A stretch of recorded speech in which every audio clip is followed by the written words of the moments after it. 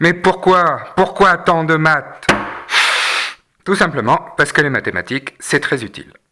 Aujourd'hui, on va parler de multiplication, de facteurs, de produits et de priorité de calcul.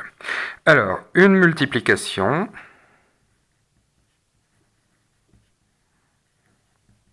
c'est par exemple 3,55 fois 4,2. Ça, c'est un exemple de calcul en ligne. Au niveau du vocabulaire, 3,55 et 4,2, ça s'appelle les facteurs. Et ce qu'on obtient, ça s'appelle le produit. Donc le résultat est un produit de deux facteurs. Alors évidemment, pour arriver à le calculer, on va devoir poser cette multiplication.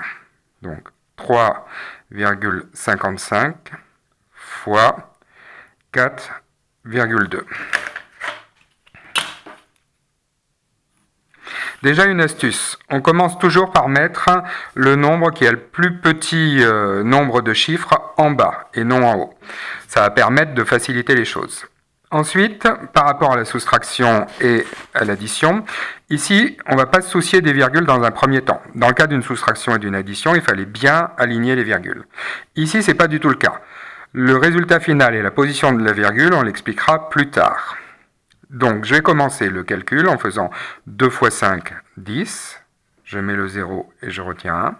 2 fois 5, 10 et 1, 11. Je mets 1 et je retiens 1. 2 fois 3, 6 et 1, 7. Je rajoute ensuite plus et je fais la même chose avec l'autre chiffre. Sauf que là, le chiffre 4 est 10 fois plus grand que 2. Donc je vais décaler de 1 rang. Donc je mets un point là et je décale de 1 rang ce que j'obtiens. 4 fois 5, ça fait 20. Je mets 0, je retiens 2. 4 fois 5, ça fait encore 20. Plus 2, 22. Je mets 2 et je retiens 2. Et enfin, 4 fois 3, 12. Plus 2, 14. Maintenant, je vais faire la somme de ces deux lignes. Alors ici, j'ai 0 et rien du tout. Ça fait 0. 1 plus 0, 1. 7 et 2, 9. Et 4 et rien du tout, 4. 1 et rien du tout, 1.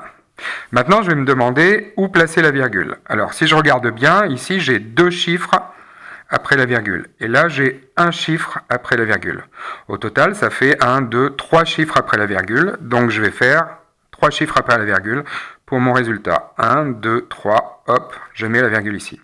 Il faut toujours calculer un ordre de grandeur pour savoir si on ne s'est pas trompé dans la position de la virgule. Et bien là, si je fais un ordre de grandeur de 3,55, c'est 4. Donc c'est à peu près 4 fois à peu près 4. 4 fois 4, ça fait 16. Et j'obtiens 14,91. Donc je ne me suis pas trompé dans la position de la virgule. Donc je peux dire que là, le produit, c'est 14,91. Évidemment, ce 0 là, il ne sert à rien puisqu'il se situe après la virgule. Ensuite, pour la priorité de calcul,